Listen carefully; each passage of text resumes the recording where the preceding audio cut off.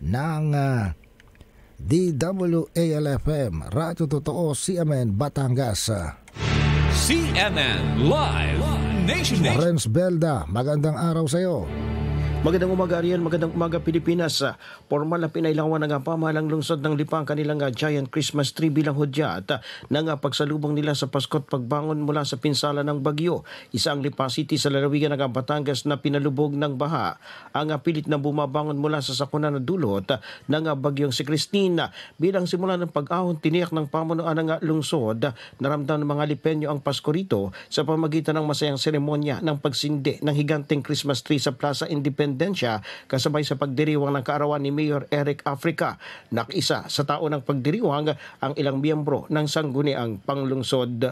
Mula sa DWALFM 95.9, ito si Renz Belda ng CMN Batangas nag-uulat live para sa CMN Pilipinas.